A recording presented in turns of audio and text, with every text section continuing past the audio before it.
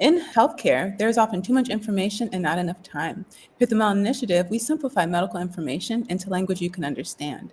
We create a safe space to ask your questions and share our nursing perspective. Today, we're delighted to be joined by our special guest, Dr. Nakia Sellers, a doctorally prepared nurse practitioner who practices family medicine, entrepreneurship, and she's a diabetes educator expert. We'll be speaking to her about what it takes to become a diabetes nurse practitioner. And then for a second episode, she's been so kind to come back on and tell us the pathway, talk to us about A1C specifically for our patients.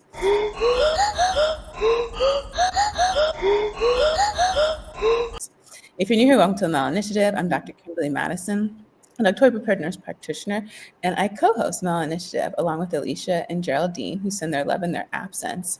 When we say health literacy, we're talking about your ability to obtain information, to understand that information, and then to use it, to manage your health and advocate for others. It's our hope that by watching on YouTube, LinkedIn, Facebook, or listening on any of your favorite podcast apps, you'll be empowered to ask questions, educate on how to manage your health, and confident to navigate the healthcare systems. We have two missions here. The first one is to promote that health literacy. The second is to elevate the voice of nurses, bring awareness to all the career options in the healthcare industry, and inform our peers how they can leverage their expertise as both clinicians and entrepreneurs, which Dr. Sellers will be doing for both episodes. If you haven't already, this is your chance to subscribe. Leave us a comment, give us a thumbs up. It shows the algorithm that this information is important so that when people like you look for topics like this, we show up higher in the search results. Remember, this show is for educational purposes only. The opinions expressed here are our opinions alone. They are not a representation of any of our affiliations. If you think you might be having a medical emergency, you should seek medical guidance and medical attention from your healthcare provider. If you think you might be having a physical emergency, you can call 911. If you or someone you know might be having a mental health emergency, you can call 988 or text 741-741. Ladies and gentlemen, we've got greatness in the house today. Joining us is a trailblazer in endocrinology and diabetes care, a woman who has dedicated over 20 years to transforming healthcare and breaking down barriers. She's not just a leader, she's a force. With an extensive background in adult endocrinology and chronic disease management, she specializes in the art and science of diabetes care. This powerhouse is a certified diabetes care and education specialist and holds board certification in advanced diabetes management, credentials that set her apart as a true expert in the field. But she's not stopping there. Dr. Nakia Sellers is the founder and owner of Diabetes Care and Wellness, the only specialized diabetes practice in Crittenden County, Arkansas. She built this practice with a mission to improve healthcare disparities and increase access to care for the underserved. Her work isn't just about medicine, it's about making a difference. She's also a national voice in diabetes education, sharing her knowledge through publications, media appearances, and national conferences. She's a member of the American Diabetes Association and the Association of Diabetes Care and Education Specialists. She serves on the advisory board for the Women's Interprofessional Network of the ADA. Ladies and gentlemen, get ready to be inspired by the one and only Dr. Nakia Sellers. Welcome to the Melanin Initiative. Thank you. Thank you so much for having me, and thank you for that wonderful introduction as well. Yeah, it's so fun to give people their flowers. We're going to play a little icebreaker, and then we'll get into Okay. your journey. Okay. So we hope there's 5 questions in 5 minutes. Okay. The first one is, what's the next big idea you want to be part of? Increasing people of color in diabetes education. The best thing that never happened to you? Probably a person or marriage. I don't know. No, I think that's a great question, actually. A great answer. Okay. And what would you do if you could do anything for free? It would be traveling somewhere. Some, just traveling somewhere for a few months. To be honest, on a great vacation. And that would be something you would do for a living? Travel? Oh, for free. Oh, I wasn't thinking about that. For free. Yep. Okay. And your biggest challenge this week and how you're approaching it? My biggest challenge is that we had to close our office because we almost had an electrical fire. I'm handling it by still calling my patients and trying to stay optimistic and just rolling with the punches. What do you do for that motivation? Um, what do? I I guess, think about my son, my 7-year-old. He's my motivation for a lot of different things and to continue to strive in this life, and also to live healthier myself, to be around for him. Your So this is one of definition of entrepreneur. my definition. Hmm. Definition, someone who is willing to head on things on their own and be able to accept and kind of go along with challenges that come along, and also reap the rewards of being on your own. And our last question, what season are you in? I'm in my winning season. Hey. Well, that's a great way to get started. If you can share with us the academic pathway to becoming a diabetes nurse practitioner, starting with those prerequisites for nursing school. Well, I know I can speak for myself and my journey, how I got here. So, of course, Bachelor of Science degree in nursing. And so, to me, that would be like the prerequisite, I guess. So, did that, worked as an RN for some time. Then I went back to school and became a nurse practitioner, got my master's degree. Where did you And get your where did you go for your undergrad? Arkansas State University Oh, for okay. undergrad and graduate school. And so I worked some time as an NP, uh, kind of found my niche, or someone found my niche for me. And when I was a nurse practitioner, I worked in a multi provider office.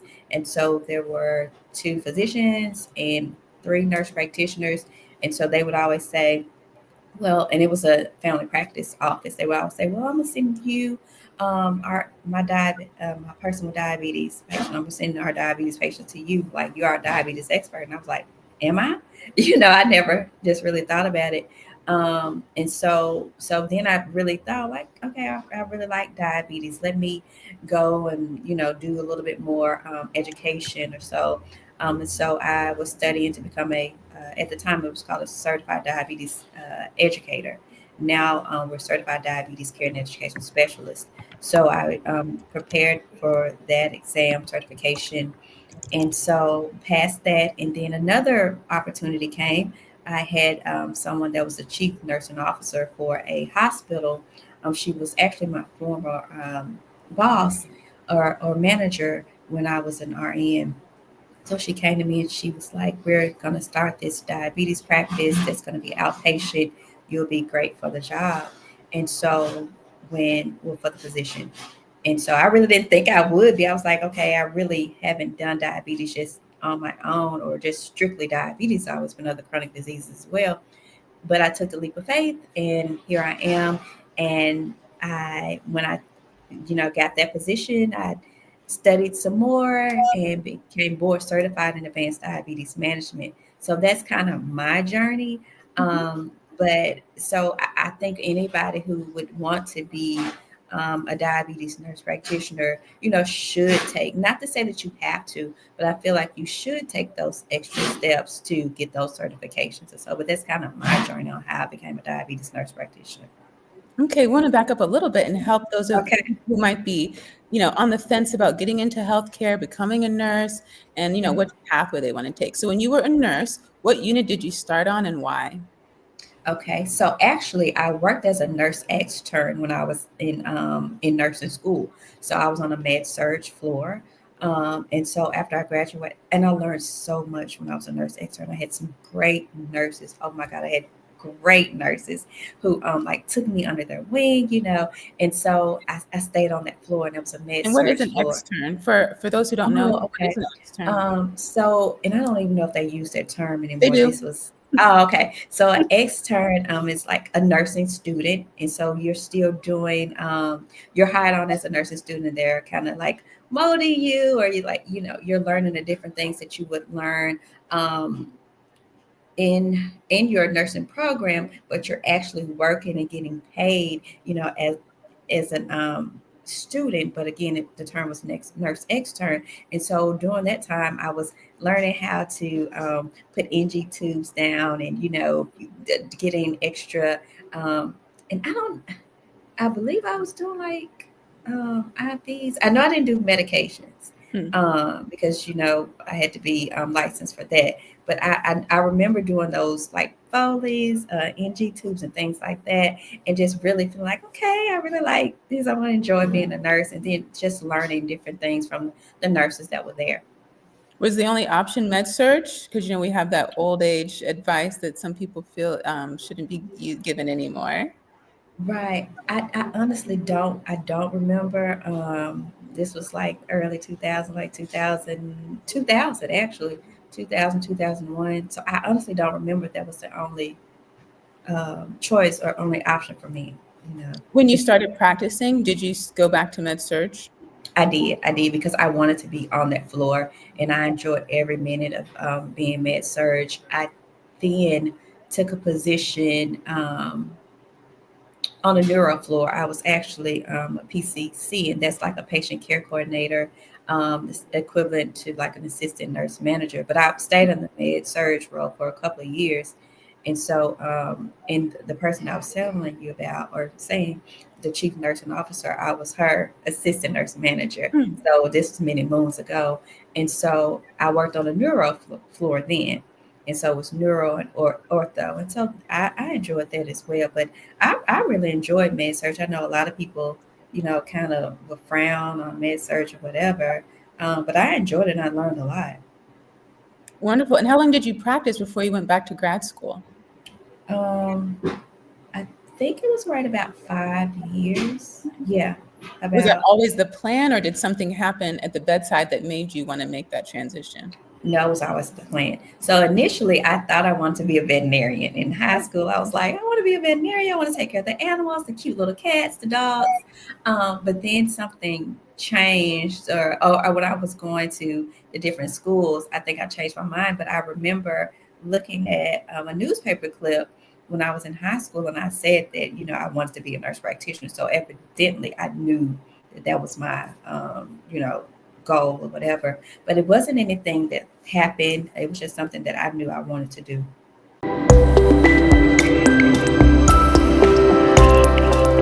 Welcome to Premier Endocrine and Wellness Clinic, a new way of endocrine care. My name is Dr. Peggy Amwakuhene.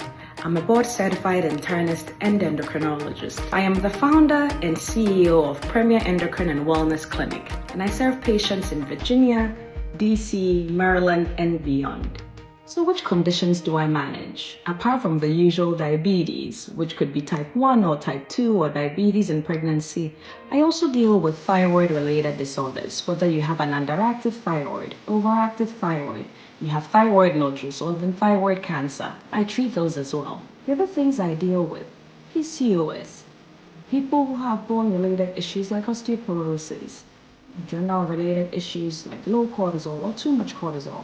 These are things I specialize in. So why choose Premier Endocrine and Wellness Clinic? This is currently a virtual practice, so you can receive care from the comfort of your home. We're currently not a network with insurance, but rates are affordable and will not break the bank. There are no hidden fees and there are no membership fees. To make your appointment, follow the link below.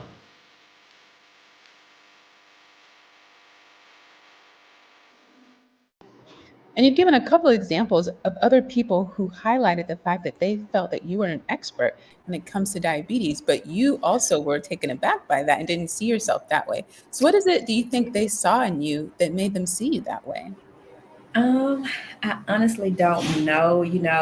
This is one of the things that when I talk to nursing students or talk to uh, NP students or newer nurses, I always tell them make sure that you're pouring into people because you never know like who you're going to help to be the next great person or great nurse or NP or whatever, because people poured into me. So that's why I was like, if I see someone that's doing a great job, even with my friends, my colleagues, I'll say, hey, like you're really doing it, things like that, because people poured into me and helped me to become. And I still don't think of myself as like, oh, I'm this great person, but I know that I know diabetes and I love diabetes. I love taking care of people with diabetes, and I know that I know diabetes, but I still like when people. My friend point, she'll say, "You are the expert. Like you are. You know this. So sometimes even with that, you still just remember to pour into other people. But maybe they saw how hard I worked or something. I'm really not sure. That's okay. So then you decided to go back to NP school, and you said you went to the same university? Yes, went to Arkansas State. Full And time? part time, because I still was working. I think I started working like on the weekends or something. I did the weekend. I can't remember. It was so long ago. That's okay. And I just had a birthday, so I'm another year older. But I know I didn't go full time. I know I worked part time. I just don't remember how I was working. Um, but I did that, and then I came back to the same hospital. I worked in acute care, as a hospitalist, Hmm. and then no. When I graduated, because again I was a PCC on that neuro floor. There was a neurologist that wanted me to come work for him. He had just branched off on his own, and I went and I was rounding for him and see patients in the office for him, and so then he got hit with a non-compete clause, or I think a suit or so, and so he had to let me go. So then I went to become a hospitalist Hmm. for a few years, and then I went to internal medicine / family practice. Oh, okay. And then how long did you do that before you decided to go back and get your doctorate? Um, so I graduated with my master's degree in 2007. I went back to school to receive my DNP. It was I just graduated with my DNP in 2023. Because at first I was like one of those nurse practitioners. Oh, I don't have to have a doctoral degree. I know what I'm doing, whatever. But something just hit me, especially as I was starting to advance in my career, and being around different leaders, and something just sparked in me to say, hey, I want to go do this. And even when I did go do it, I still was kind of like, is this the right decision? But it was the right decision, because I learned so much. I learned things about policy. I learned things about leadership. And those things all kind of helped me. Well, not kind of helped me, they helped me in my everyday today, being in this role as an entrepreneur, being in this role as a, I guess, like CEO, provider, things like that. So I'm so happy that I did, but it was a long time before I went back to school. Yeah. Did you ever debate on the PhD versus the DNP? Not really, because for me, I knew the PhD was more research heavy. And so for me, I still like, I mean, of course we do research with our DNP, but for me, I wanted to do in more practice in how to, I guess, translate the evidence and put it into practice. Because when I went back to school, I had my own practice, and I was like, why? Why am I doing this? Like all this, or should have, when I was in school, I started my own practice. I was like, why did I do this? But it turned out to be the best thing ever. Like my friends were like, Nikki, you have to be crazy to do all the things that you're doing right now. But it worked out. What was your DNP project? I implemented a depression screening tool in a primary care office, to where I really wanted to focus on mental health in people with diabetes. So I was kind of conflicted. My main two or major things that I practice, even in my office, is making sure people know about hypoglycemia, and then making sure we're assessing their mental health. So I went back and forth between, like, if I wanted to do something with hypoglycemia or mental health. So what I eventually went with was with increasing mental health screenings to identify people having depression, especially in underserved communities, and it was for people of for African American people in the practice setting. Thank you for sharing that. And so you're a woman that's well decorated with credentials. One of them is the Certified Diabetes Care and Education Specialist. Can you just tell us what that means and what are the requirements? Okay, so to become a certified diabetes care and education specialist, you have to hold no, it's RN. A professional degree. Let me just say that professional degree. There's different disciplines that become a CDCES, and so with that, you are set apart because you've gone and have that extra certification. And so I know for me, when I was studying for that certification, it just made me look at things differently. It made me look at my patients differently. I was able to be able to empower patients, learn the different language that we need to um, speak when we speak to people with diabetes, just learning different things that I was not taught in school. As far as now, I'm not a dietitian, I'm not a nutritionist, but I learned different things about nutrition and carbohydrates. Those things we didn't learn, and so just getting more in depth with that and knowing how to set realistic goals for patients. Not just saying, and not that I would, but I get so many patients that will tell me, oh, my provider told me don't eat anything white. So, that's not realistic. So, learning all those different things, learning how to, again, empower patients, talk to patients, that was very important for me. And it reflects in how I treat my patients, me going to study and receiving that certification. So, you need so many hours of diabetes education as well. You also have to, of course, pass the examination, pass the certification test. Um, and so I'm trying to think of the requirements. I know you have to hold a certain discipline. You have to have, I think, 400 hours of, yes, quite a bit of diabetes education that you've had with patients. And I know to keep it current that you have to have so many CEUs and practice as well. Okay, wonderful. And so then once when you decided to get that, where were you in your journey? You were already an MP. Yes, I was a nurse practitioner. I was working in that family practice office, and so when they said like, we're sending you all our diabetes patients, and it kind of like, okay, if they're going to do this, let me, brush up on things. Let me just really, I just wanted to, if they're saying I'm the expert, let me really be the expert. So that's when I took that test when I still was at the family practice. And so I remember I took the test, and so I had already I had already interviewed with the CEO of the hospital and everything, and he told me that he wanted me to come on board, but I still didn't take the position. I just kind of wanted to get all my ducks in a row as far as with the family practice and let them know. I really had to think about it, to be honest, and think about, was I ready? Was I ready to be a director of a diabetes center? And so, and I guess just having a little bit of, I guess, insecurities or so at the time, and not knowing my worth. But I did. I went on. I passed that test. I still was at the family practice, and then I was just like, okay, I passed the test. I feel a little bit better with saying, yeah, I'll come on board. And so then I came on board as the provider and director for the Diabetes Prevention Center. Did that lead to increase in pay? Because so often when we talk to our peers and encourage them to continue their education, one argument that they might say when they push back is, hey, it's not going to change my pay, so why should I do it?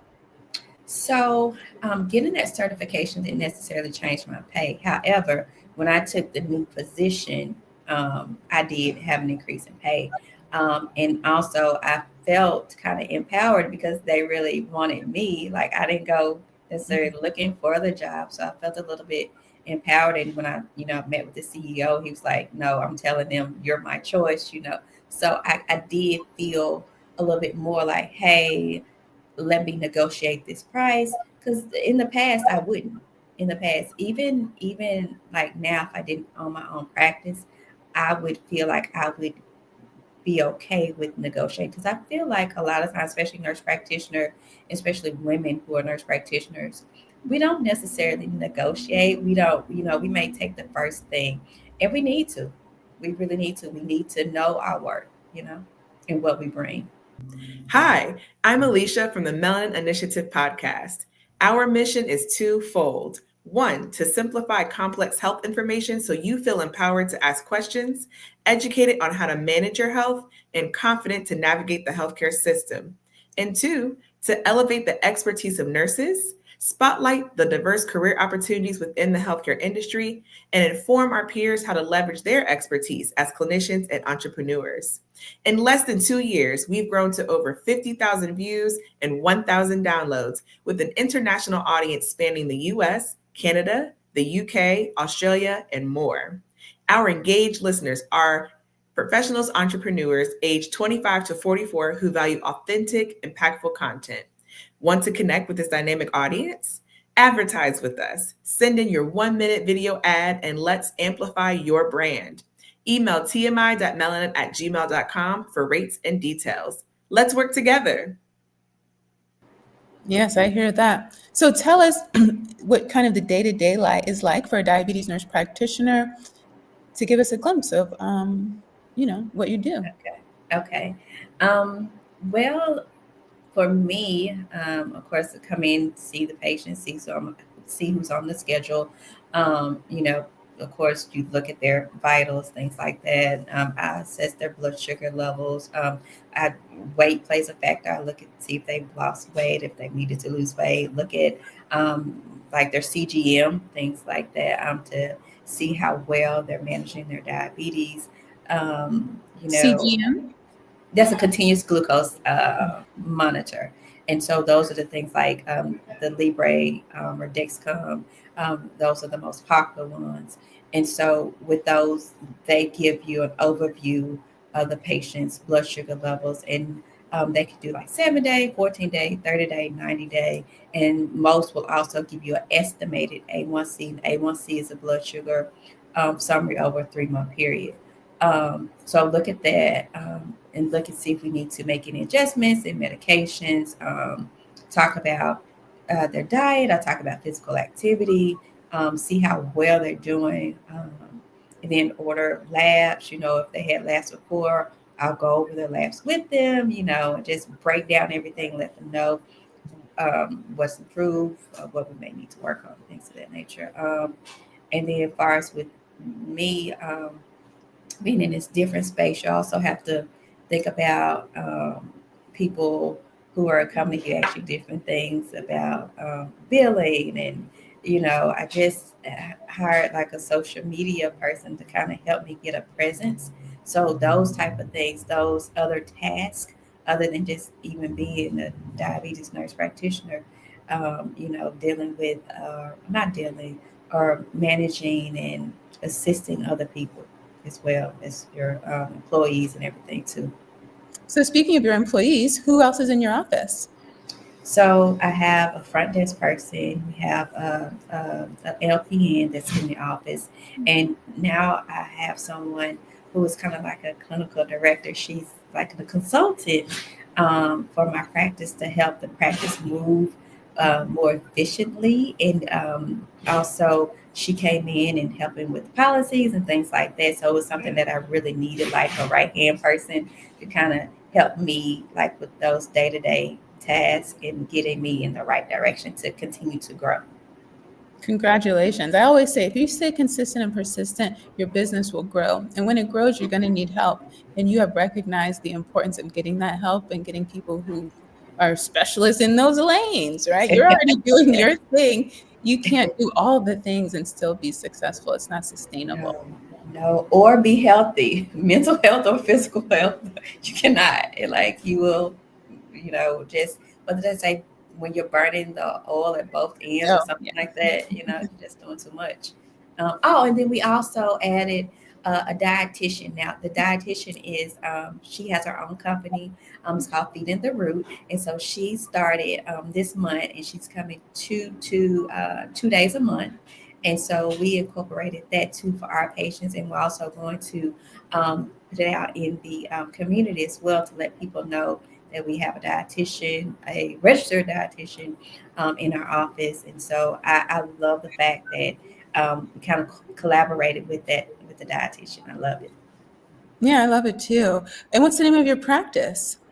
Oh, Diabetes Care and Wellness. I can't believe I didn't say that. Yeah, Diabetes Care and Wellness. We're in West Memphis, Arkansas. We serve the Mid-South area, which includes Memphis, Tennessee, as well as South Haven, Mississippi. So we're kind of like in this area to where we can service 3 different states. Congratulations. When it Thank comes to you. service, what services do you offer? Inpatient, telehealth, workshops, support groups? Yeah, so as of now, we're doing, strictly outpatient. I don't do any inpatient services. The person that's like the clinical operator director, she has forced me to start telehealth. So that's something that we're going to be doing soon, and some more services that we're looking to add in February. But the services we provide: diabetes management, of course, diabetes education, pre-diabetes screening. Also, we do pre-diabetes management and chronic disease management, like hypertension, high cholesterol, and obesity management as well. Oh, wonderful. So I'm on a mission, Dr. Sellers, to get clinicians to not use the word hypertension, but instead use high Okay. blood pressure. So that's actually the motivation for the show. I had a gentleman who had just had a catheter placed for dialysis, and he had told me over the course of the night that he had stopped taking his blood pressure medicine. And when I asked him what high blood pressure does to his body, he couldn't tell me. And I know he's had high blood pressure for 20, 30 years before this dialysis was starting, right? And I thought, what if he had just known the relationship between those pills he stopped taking? And what he said was his one of the worst fears in his life. And then I just thought, well, where does anybody learn health literacy? Because we don't learn it in school. We don't learn it at home. We tell people not to trust Dr. Google. And then unlike you and in other specialties, we have 15 minutes with our patient, right? And so even then, I still don't tell you. I just tell you have this problem, and if you don't fix it, I'm going to give you a prescription. You come back, I give you the prescription, and then I'm always surprised you keep coming back with the same problem. And so I just think if we use the word high blood pressure, maybe I'm very optimistic that it would prompt people to say, well, what's high? Because when they hear the word hypertension, they assume they know what we're talking about. And so they don't ask questions. That's why they tell us, I didn't feel any different. It's the silent disease, because they're expecting to have some kind of a feeling and association with the disease. Mhm. And it's just an experiment that if we start using that word, will they ask more questions? Right. And I also say that diabetes is, a silent killer as well. So I'm glad that you said that about high blood pressure, because they both are, to be honest, because people don't feel what these things will do with what they are doing. And so oftentimes it's not necessarily too late, but the body has had complications because they can't feel exactly what's going on. And so people always say, well, high blood pressure is a silent killer. I always say diabetes too. So we have to just make people aware of like science, and that's why too, far as even with nurse practitioners, I feel like we do a great job of educating our patients, like saying this is the reason why, I'm gonna start you on this medication, or let's talk about the medication that we may start, and I'm gonna tell you why this is important. I'm gonna tell you how this medication works. I'm gonna tell you the possible side effects of this medication. So if you get it, we could talk through these things. So when people are educated, or if they know something, they're more prone to maybe take the medication. They're more prone to tell you, hey, well, I did have this side effect, instead of saying, oh, I'm not going to take this medication. Then when you come back, they come back, oh, I stopped taking it. Now it still happens. But if you talk to your patient and tell them why and things of that nature, they're more, they'll listen. And, now sometimes patients won't, like, I'm not doing this or whatever. But if we take the time to talk to our patients and really see like why they might not be taking the medication, it may cause their stomach to hurt. Okay, well, let's change that medication to something different. So I think just all like just taking our time and talking to patients, even if, like you said, in primary care, that may be 15 minutes or so, but still just don't just assume anything. Ask patients questions. Yeah, and utilize our staff and social media. I'm so glad to hear you're on social media. There's a lot of information on there on how negative social media can be, but I like to focus on the positives. And there are so many ways as clinicians we can provide answers, address misconceptions, promote resources in the community, right? Yeah. And so happy to hear that you're bringing on a professional who can handle that, because Yeah. it is a full-time job if you want it to be done well. So you've shared so much valuable content for our audience. As we close out, if you could give us 3 takeaways for someone who's watching this, they're a nurse practitioner or they're in school and they're like, I want to start my own business and I really like diabetes. what are 3 takeaway messages for them if they want to be a diabetes nurse practitioner entrepreneur? I say go for it. I also say make sure that you're soaking up all the information that you can. If you have someone that can be, like a mentor to you or so, you can even reach out to me, LinkedIn or whatever. Go for it. Soak up all the information. Listen to courses. Go to different conferences. If your job pays for you to get CEUs or go to conferences, make sure you do those things. That's where you learn the most and you stay up to date on the most current guidelines and information. And that not only helps you as a provider, but it helps your patients as well. So soak up all the information, go for it, and take one day at a time as an entrepreneur. There's still things that I'm learning that are learned lessons that I try to improve on. They don't teach us business aspects in nursing school, but that's something that even then, if you know someone that's an entrepreneur, may not even be in diabetes, but if they have a family practice or whatever, talk to them, learn from their mistakes, and just be open and be willing to learn. And learn from their successes. Absolutely. Thank you so much. We'll put your information in the description box and how to connect with you, any resources we mentioned. Since you mentioned conferences, and I'm huge on conferences, what's one of your favorites that someone should check out? My favorite is the American Diabetes Association. Of course, I love our scientific sessions. It's changed so much within the last few years with incorporating more clinical practice and everything. And I just love being a part of that organization. So maybe that's why I'm a little biased. But of course, there's different ones like the National Black Nurses Association, the Association of American Nurse, Association of I can't even think. Practitioners, yeah. Yes. So there's different conferences, but the one that's near and dear to my heart is ADA. Well, wonderful. Thank you so much, Dr. Sellers. It's been such a joy to have you on and to share this pathway, because I think there's a lot of things in healthcare that a lot of us don't grow up thinking, oh, that's what I want to do. But once we get into the work and we see our impact in the community, it does, really pierce our heart, and we stay there. And this is one of those, and it's a part of the market that's unfortunately not going anywhere. And so if you do get into that specialty, you'll have plenty of work. For sure. And make sure you enjoy it as well. And it looks like you do. And that's so lovely to see. It is, because it is a chronic disease, right? So it can be stressful, and it certainly isn't something that you're always going to have those quick turnaround. There's some specialties people need to see things really quickly. But this might not always be one of them, but it can still be so rewarding. And the fact that you can take the time to do what I think we do best, which is educate our patients, they love that. They really do. Yep. So we thank you for being in the community and continue to, make yourself more educated. You recognize, look, it's something I love, but I want to be able to make sure I'm abreast of whatever the latest evidence out there so I can provide the best care. And we know you're doing that. Thank you. Remember, everyone, you can email us your questions and show ideas to tmi.melanin@gmail.com. If you haven't already, there's still time to leave us a comment, subscribe, give us a thumbs up, share this content with your network.